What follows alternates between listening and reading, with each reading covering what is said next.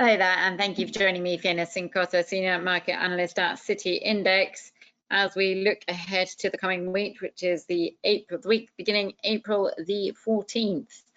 So just as always, I will ask you to take a quick moment to read through the risk warning. I'll put myself on silence whilst you do that.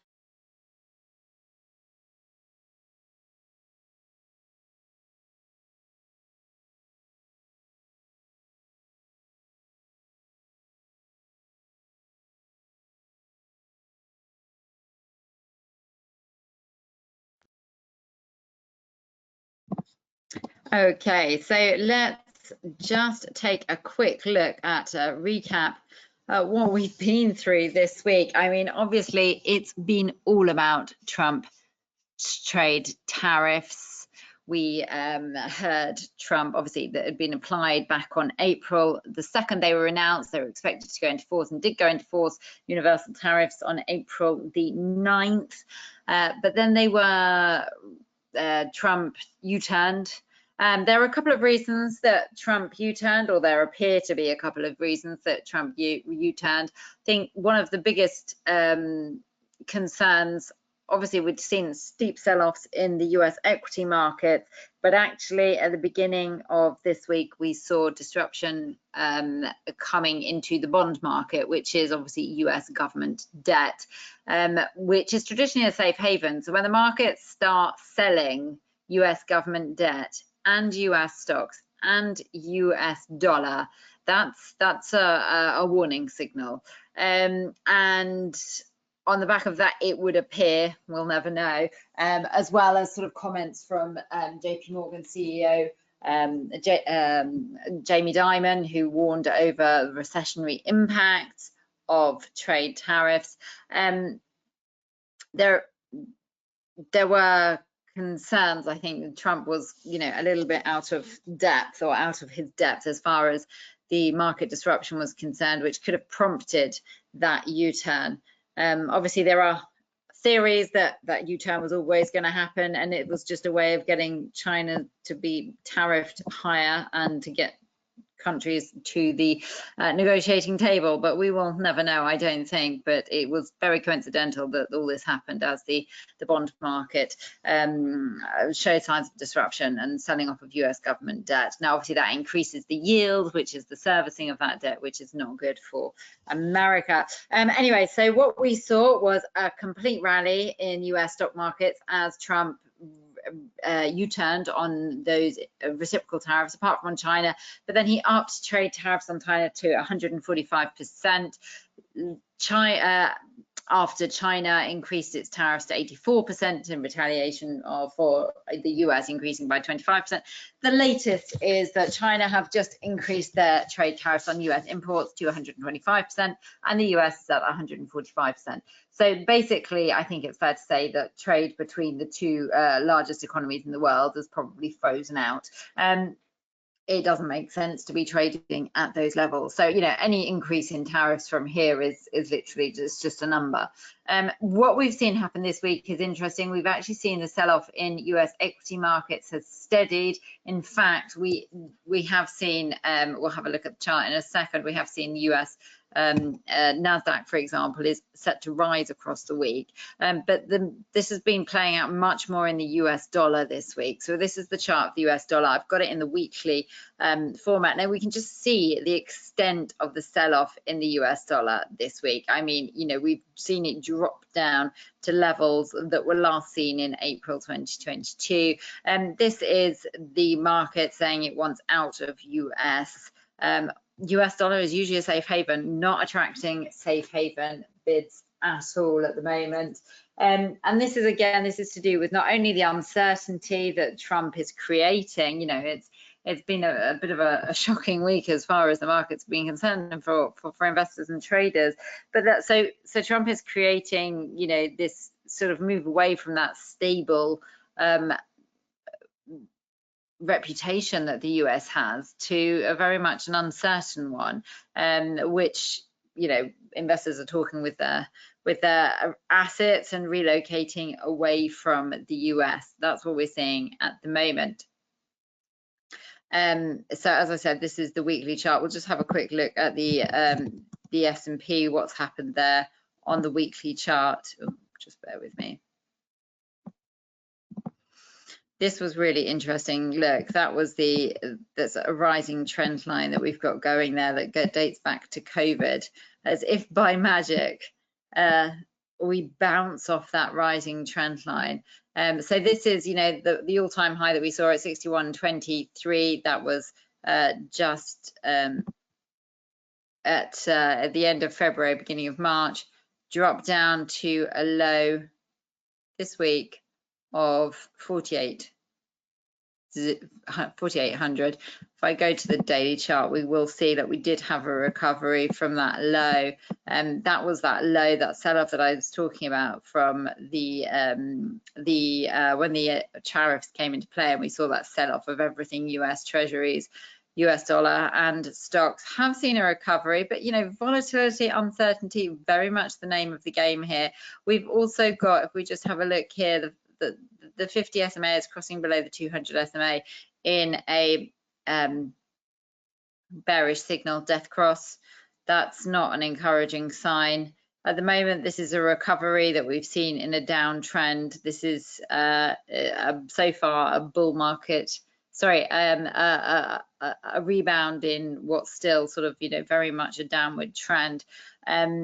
Failed to rise above that 5,500 level, back below it, we're back below the 5,390, 5,400 level, which was the low that we saw back in September 2024. So sellers on the downside are going to be looking to take out 5,120. That's a level that we saw sort of, around this time here. This was the August 2024 low. And then below that, we'll have the 4,800 level. But a break below that is needed in order to create a lower low. I wonder fundamentally if we're there, because obviously that low was reached when there were expectations of very high reciprocal tariffs across the globe, whereas that's been paused now for 90 days. So it does feel like that we are away from the worst of that as far as that's concerned, but obviously there's still potential impact from what the US-Chinese trade war actually means for the US economy and for the global economy. But we'll talk about a bit more about that in a second. Other thing to keep in mind, what we've been watching out for, gold safe havens have performed extremely well, highlighting the level of uncertainty that there is in the market and the fear that there is. We saw that rebound here from sort of the 50 SMA level around the 29.70, rebounded above the previous all-time high, which was 31.67, as we've pushed above 3,200. So the next logical level there is 3,300. For gold. So, I mean, let's just take a look now at the economic calendar for the UK. So just bear with me.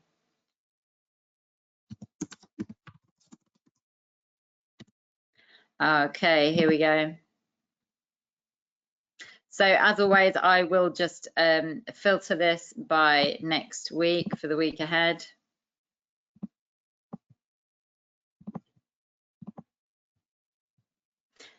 Just whilst I'm talking, I'll continue talking. The other safe havens that have performed well, Swiss franc has outperformed this week.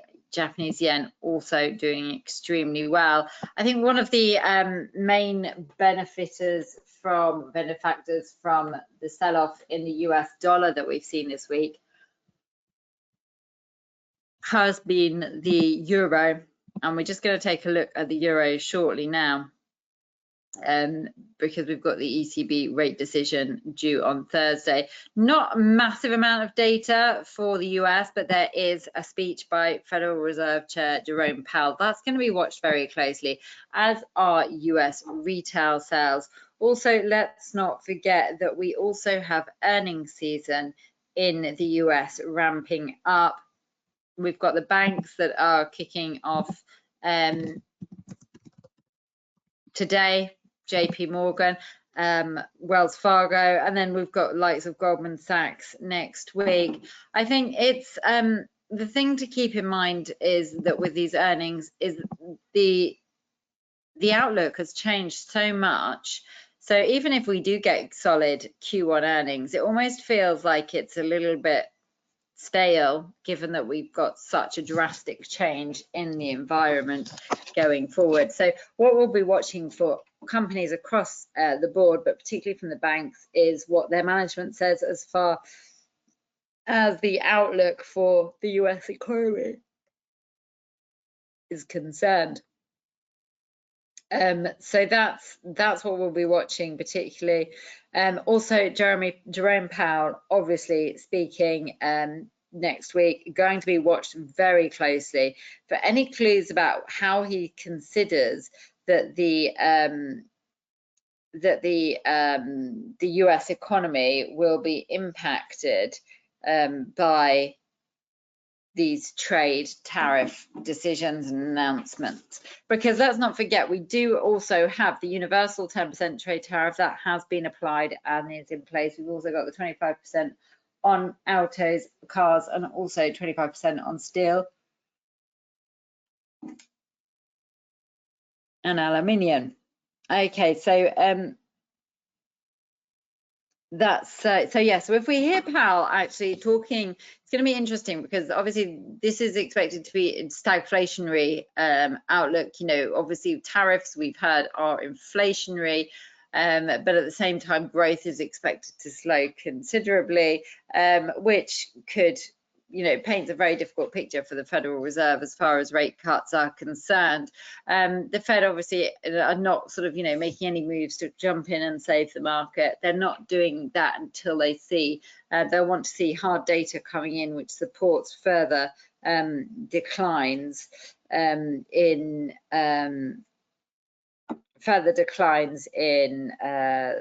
deterioration in the economy in order to cut rates, and also a reduction in US inflation. US inflation did actually fall to 2.5%, so it was cooler than expected in the release that we had this week.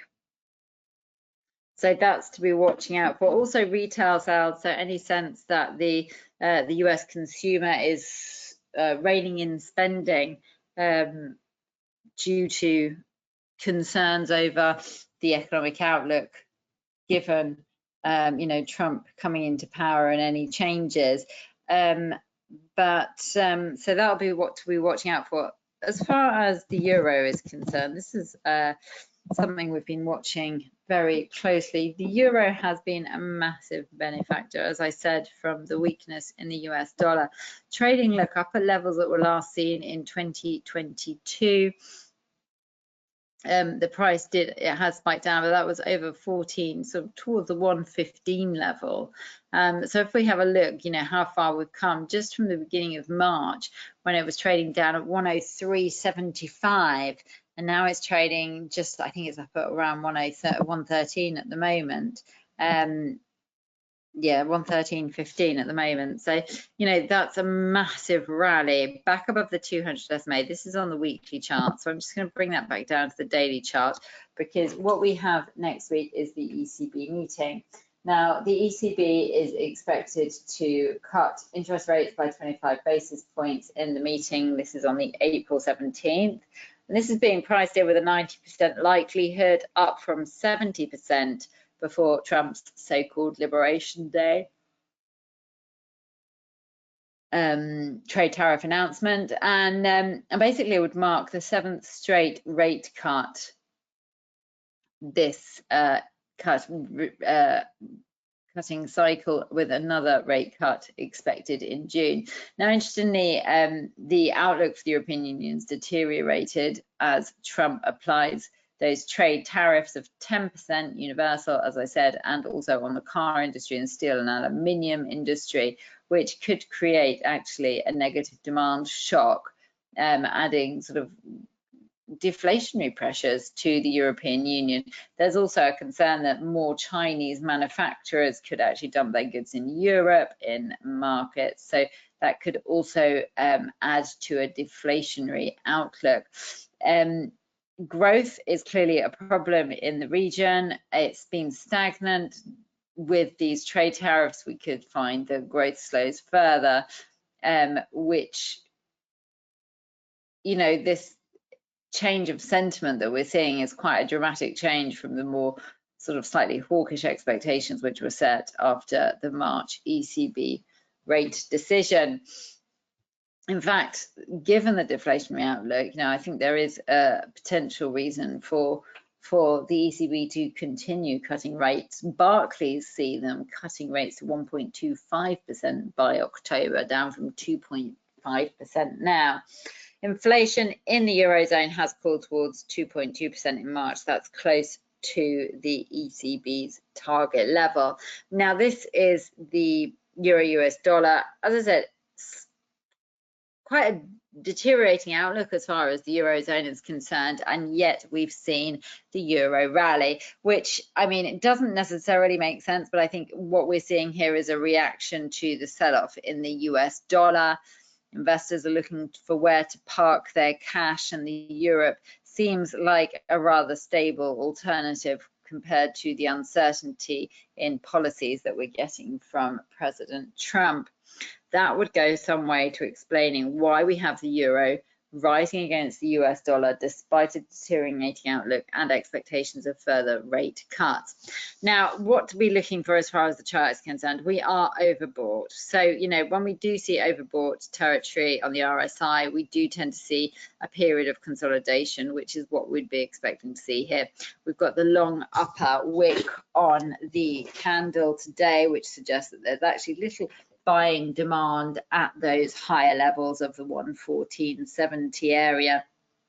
We're just testing support around here at 112, which was also the high that we saw back in September 2024.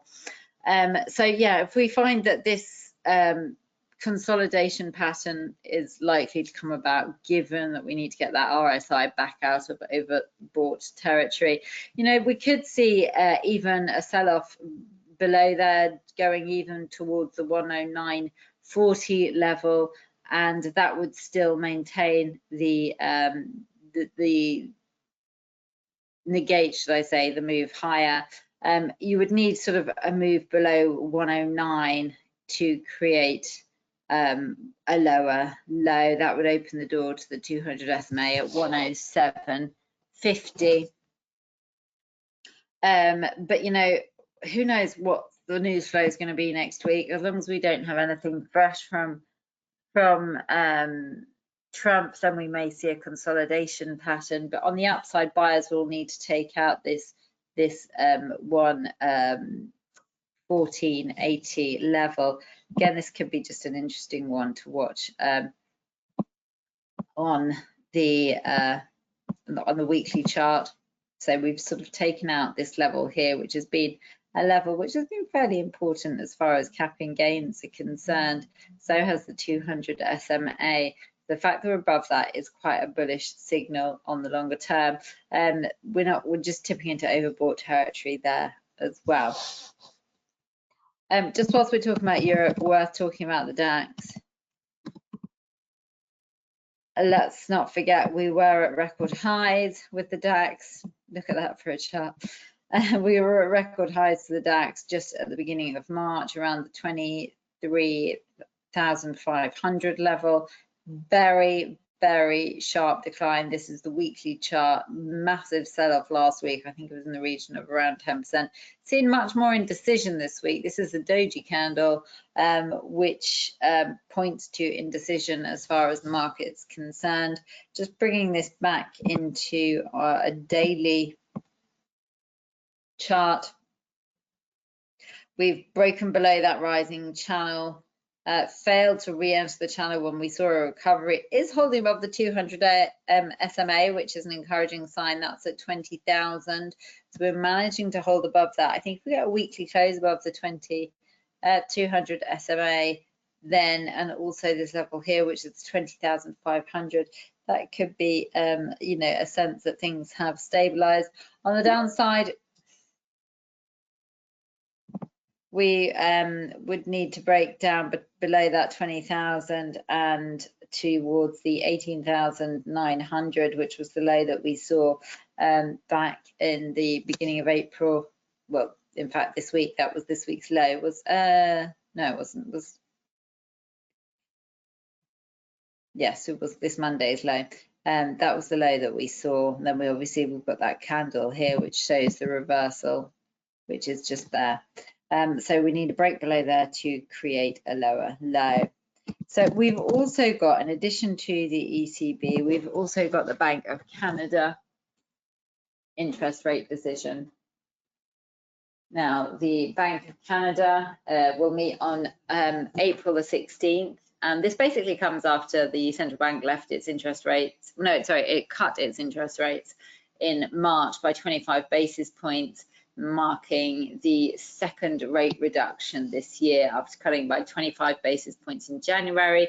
This meeting, I think, is much more of a toying cost. You know, there are reasons to have a wait-to-see approach given the significant concerns and uncertainty surrounding the economic impact of US-imposed tariffs. So waiting to actually see how this does affect the Canadian economy. However, it's also worth noting that growth has been relatively strong and consumer spending have picked up prior to this sort of trade tariff out developments, with GDP had been on track for a pretty solid 2025. So that's the reason that you know, they could also sort of decide to not necessarily rush ahead with things. Obviously, the tariff situation is evolving and the outlook is definitely murky, which actually poses a risk to the health of the Canadian economy. So this is the chart for USD CAD. We had been trading in this sort of holding pattern for a very, very long time, since December last year. So we've just broke out of that, or attempted to break out actually, and we're taking out the 200 SMA now. Gives us this 3,900 level, just really holding above 3,900 as we speak. I'm just going to put up the weekly charts, we get a bit more insight. That shows us the extent of that sell-off that we've seen in the US dollar. And this is the weekly chart, so that's the big sell-off that we're watching now. Testing this level here, this is a level that's been pretty important for quite some time, since 2022. If we get a break below there, then that's going to bring into focus around the 134.35 level. Obviously, if we get a slightly more hawkish sounding Bank of Canada, that will be looking for further downside as the US dollar weakens against its stronger counterpart. Just going to have a quick look at sterling US dollar. We'll have this in the chart. So we did briefly step below the rising channel. Data wise, we've got quite a lot going on for the UK next week. We've got inflation. We've also got UK jobs data. So these are going to be watched very carefully by the Bank of England, especially given that sort of, you know, the market's really trying to understand what the Bank of England will be doing as far as rate cuts are concerned, and the outlook for the UK economy in light of all these tariff announcements. The UK economy is not a manufacturing real economy, it's much more services based, so it's be more the secondary effects of these trade tariffs which could affect the UK economy. Obviously, we just had UK GDP data in today, which was stronger than expected. Some good news ahead of what's likely to be a deteriorating outlook. So this is the chart for GBP USD. We've been steadily gaining since the end of January, or so I say mid-January, rising to a high there of 132, which is also the upper bound of the rising channel, rebounded lower, testing the 100 SMA, rebounding higher, and is currently trading at this level here, which is around the 130, 130 level. If we get stronger jobs data than expected and sticky inflation, we did have sticky inflation last time, like the Bank of England really want to see inflation starting to ease. But even if it does, we know that the Bank of England sees inflation rising to 3.8% in Q3. So it does remain to be seen what sort of impact any cooler than expected inflation report would have. So just as far as level 3 watching, the key level on the downside is 130. We're above that at the moment. If we get a close above 130, that will be key, potentially opening the door for a rise towards 132.80. Also have that support there at 132.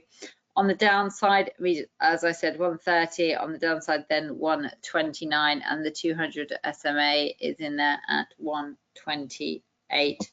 They're the ones we're watching. Next week, we've also got the Netflix is also reporting. I've talked about banks' earnings.